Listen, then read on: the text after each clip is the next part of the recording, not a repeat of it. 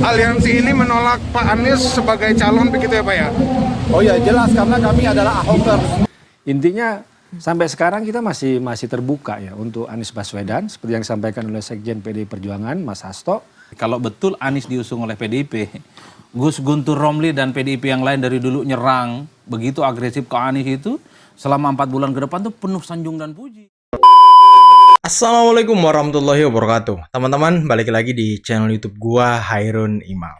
Nah, di video kali ini kita akan membahas terkait dengan isu bahwa Mas Anies Baswedan siap untuk menjadi petugas partai dan siap diusung oleh PDIP di pemilihan gubernur Jakarta. Tapi yang menarik adalah orang-orang ataupun para pendukung Ahok atau Ahoker ini menggeruduk dan demo di depan kantor PDIP dan mereka mengatakan bahwa tidak sudi kalau Anies diusung PDIP karena mereka masih setia mendukung Ahok. Dan ada juga video terkait dengan bagaimana kata Guntur Romli, salah satu politisi PDIP, dan juga Bung Adi Praitno terkait dengan pencalonan Anies di PDIP, teman-teman. Nah, tanpa perlu berlama-lama lagi, mari kita simak videonya berikut ini. Kami tahu ibu sendirian.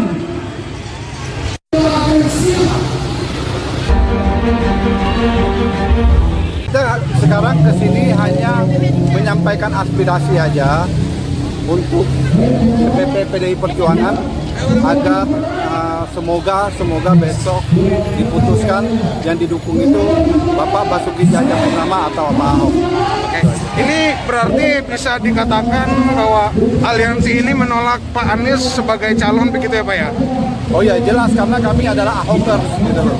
Kami ingin memberitahu aja gitu kalau kami ini semua masih mendukung Pak Ahok gitu. Waduh, teman-teman, ini menarik banget ya. Karena belakangan ini kan kemarin Pak Anies sudah silaturahmi ke kantor DPD PDIP Jakarta. Dan kabarnya ya para kader-kader PDIP ini semangat sekali untuk mengusung Pak Anies. Dan Pak Hasto juga belakangan sudah mengatakan bahwa Anies sudah merah. Apakah Pak Anies siap menjadi petugas partai, guys? Waduh. Karena kan kemarin di debat Pilpres Pak Anies itu sempat mengatakan kepada Pak Prabowo kalau Pak Prabowo itu tak tahan menjadi oposisi. Apakah Pak Anies juga tak tahan, makanya rela berkunjung dan bergabung dan menjadi petugas partai di PDIP, teman-teman. Waduh. Tapi sebelum kita jauh, kita dengarkan dulu kata Bung Guntur Romli, salah satu politisi PDIP, dan juga Bung Adi Praitno terkait pencalonan Anies di DKI Jakarta, teman-teman. Ya tonjonnya di Jakarta dengan undang-undang ini PDIP kemudian bisa diuntungkan, bisa maju. Kemudian Anies yang konon sudah wassalam, saya ngomong tuh wassalam, nggak punya tiket, ya mungkin lah masih bisa maju. Hanya satu pintunya melalui PDIP. Meski kita tahu bahwa jarak antara PDIP dengan Anies itu kan bainas sama wal lubang sumur. Antara langit dan lubang sumur jauh sekali Pak, nggak nemu. Jadi waktu mau masuk itu kan ada spanduk dukungan untuk Anies di kantor DPP PDI Perjuangan. Satgas hitam ini siapa Ya, maksud cakra buana kan pakaiannya kan hitam-hitam gitu kan. Nah di situ kata ibu ya kalau memang mau minta dukungan jangan kayak gitu, jangan pakai spanduk, jangan apa gitu. Jadi harus datang baik-baik, alias ya masuklah PDI Perjuangan. Itu kan pesan untuk Mas Anies dan merah. pendukungnya. Intinya sampai sekarang kita masih terbuka ya untuk Anies Baswedan seperti yang disampaikan oleh Sekjen PDI Perjuangan Mas Hasto.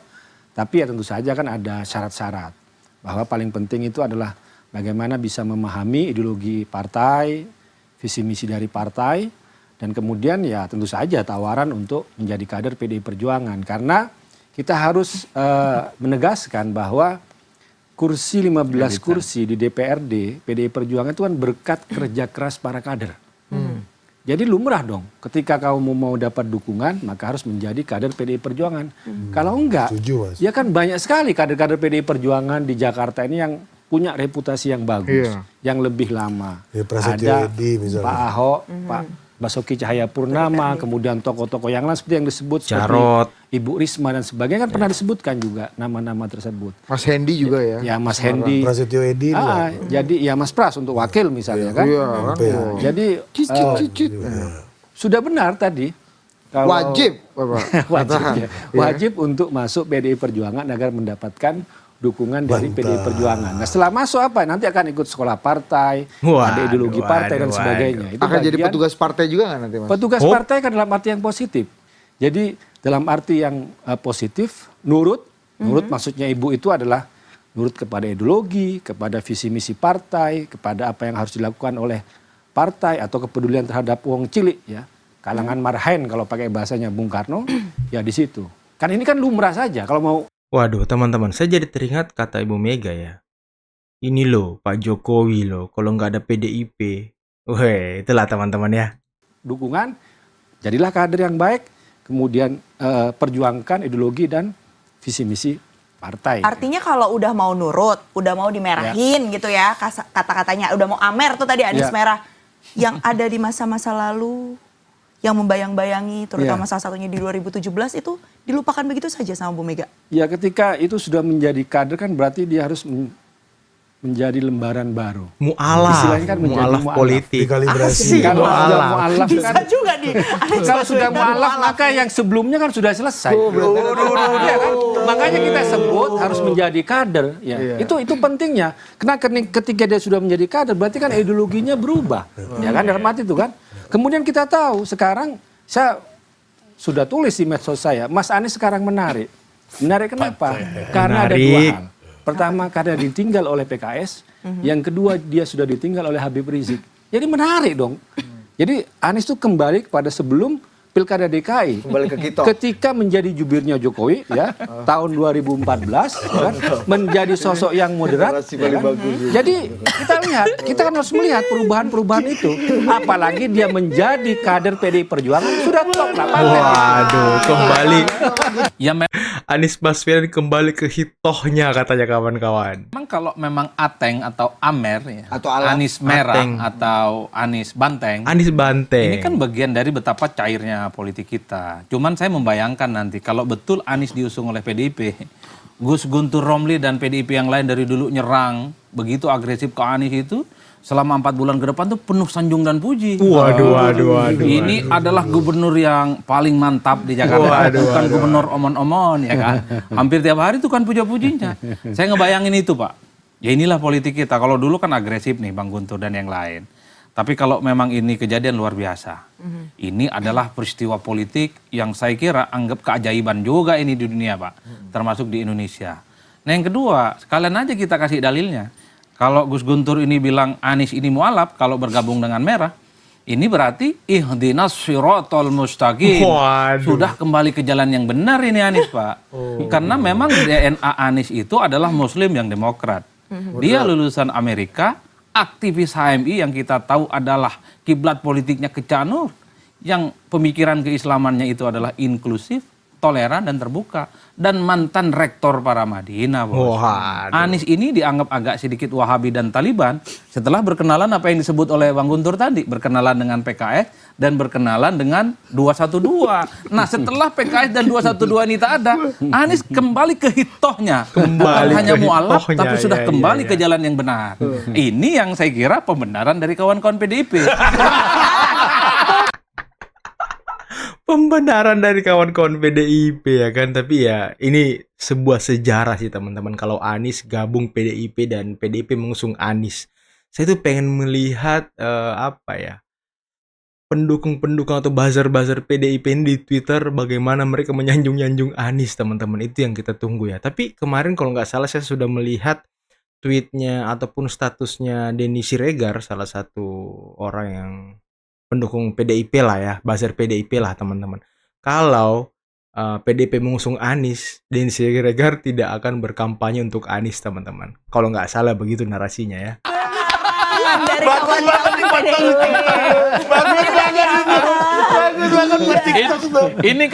Ini kan pilihan sama-sama mentok, Pak. Pilihan sama-sama mentok. Anies ingin maju di Jakarta, wajib hukumnya turut dan manut dengan fatsun politik PDIP. Karena tanpa PDIP nggak bisa maju. Sementara PDIP juga butuh nama besar untuk bisa mengalahkan Ridwan Kamil dan Suswono. Oleh karena itu, bagi saya, di tengah pilihan mentok ini tak ada cerita. antara PDIP dan Anies harus segera melakukan bulan madunya. Waduh. Konkretkan tanggal 20 daftar ke KPU. Ini akan menarik betapa putusan Mahkamah Konstitusi itu memberikan barokah secara politik baik kepada Anies ataupun kepada PDIP yang sedari awal ini dikucilkan dan dianggap sudah wassalam, tak punya kartu politik untuk bertanding di Jakarta. Gitu Mas Bro. Statement-statement dari Ibu Mega pada hari ini mengenai Anies Baswedan, naga-naganya bukan Anies Baswedan. Karena Anies Baswedan dipertanyakan, kemarin kemana aja kan begitu. Mau nggak diatur? Yang kedua, mau nurut nggak? Oh iya, Bukan mau diatur. diurut nggak? Salah saya, benar. Mau nurut apa enggak gitu. Iya. Iya, nah sebetulnya pertanyaan mau nurut apa enggak itu menurut saya itu adalah pertanyaan yang harus dijawab oleh Anies, atau jangan-jangan sebetulnya itu adalah menggambarkan sikap Anies yang sudah diberikan oleh Anies yang kira-kira sebetulnya nggak mau nurut gitu. Ya saya pada kesimpulan yang kedua ini karena apa? Karena utusan katanya udah dikirim sebetulnya ketemu dengan Mas Anies, siapa tuh? Ahmad Basarah. Gitu. Jangan-jangan setelah utusan ketemu dengan Mas Anies ternyata nggak mau nurut. Gitu. Itu yang akhirnya Bu Mega sebenarnya bukan pertanyaan, Bukan ya, tapi pertanyaan, Bu Mega for your info. Pernyataan. Wah. Nadanya pertanyaan, isinya adalah pernyataan. Atau mungkin ini sebenarnya ngomongnya kasusnya Mas Anies, tapi pesannya ke orang lain. Ya gini, Waduh. Bisa juga tuh. sikap terhadap Mas Anies itu adalah pengalaman terhadap orang lain. Belajar dari pengalaman. Iya. Kan ada yang mengatakan gini, lo kader itu kan belum tentu nurut, makanya lebih baik orang luar. Saya balik lagi, kalau kader aja nggak nurut, apalagi orang luar. Secara logika ya. Iya. Dan pada hari ini kan PDI Perjuangan ditantang untuk membuktikan dua postulat dia yang paling sering dia sampaikan. Pertama partai kader, yang kedua partai nasionalis. Katanya partai kader. Ya kalau ada Anies, ada Ahok, pilih siapa? Ya harus Ahok dong, karena dia kan kader kan. Gitu. Anies kan bukan.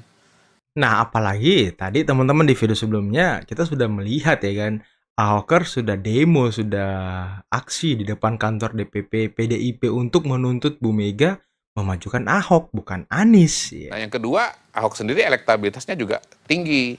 Kalau kayak di Sumatera Utara mengajukan Edi Rahmayadi bukan kader, mungkin masih masuk akal karena kadernya nggak punya elektabilitas. Tapi kalau Ahok kan punya elektabilitas. Yang kedua, soal partai nasionalis. Apa mungkin PDI Perjuangan mendukung kandidat yang tahun 2017 saat dia menang pidatonya itu ini kemenangan kaum pribumi. Kan begitu. Buat PDI Perjuangan nggak ada istilah pribumi non pribumi. Pokoknya selama Anda warga negara Indonesia, mau Anda matanya belok, matanya sipit, Matanya mau belok. agamanya apapun juga, mau rambutnya keriting, rambutnya lurus, ya warga negara Indonesia titik. Nggak ada lagi tuh istilah-istilah pribumi. Menurut saya itu apa tadi? Jaraknya antara langit dan sumur. Sumur, bahkan di bawahnya lagi ya. Itu jauh sekali. Gitu. Meskipun elektabilitasnya Mas Anies sangat menggiurkan untuk mengantarkan PDI kepada kemenangan. Iya. Ditambah lagi dinamika yang terjadi sekarang gitu. Ya, tapi PDI Perjuangan itu partai yang kualitatifnya memang lebih tebal dibandingkan dengan kuantitatifnya. Kalau pengalaman selama ini ya. Jadi Anda masih berpikir bahwa Bu Mega tetap akan mempertahankan prinsip-prinsip yang selama ini beliau kemungkinan begitu. Apalagi kalau di Jakarta ada satu individu yang agak dekat di hatinya dia, itu Ahok gitu. Beberapa kali kan kita lihat dalam acara-acara penting Bu Mega turun dari mobil itu bertiga dengan Ahok, satunya lagi Mas Nanan. Mas Nanan. Gitu. Kan bayangkan, ini Mas Nanan, ini Ahok deketnya kayak gimana kan gitu kan? Dianggap anak berarti dia. Iya, udah dianggap anak itu udah deket banget gitu. Anak-anakku kalau Mega manggil kan. Iya. Kalau Bang Surya? Saya Kau terus terang saya jadi ingat ya waktu pilkada pertama kali itu tahun berapa tuh di 2005-2006 di Jawa Timur. Pak Cipto itu surveinya kecil banget. Mantan sekjen PDI Perjuangan ya. pada masa-masa bukan PDI Perjuangan, PDI bahkan pada waktu itu tetap diberikan rekomendasi oleh Ibu Mega. Ganjar kecil waktu itu. Ganjar kecil ya, tetap dicalonkan. Tapi, Banyak lah. tapi Jawa Mbak Puan, Barat. Tapi Mbak Puan kecil yang diberikan Ganjar. Nah, kader juga soalnya. Iya. Iya, sama-sama kader. Kan begini, kalau Anies dan Ahok itu satu kader, satu bukan.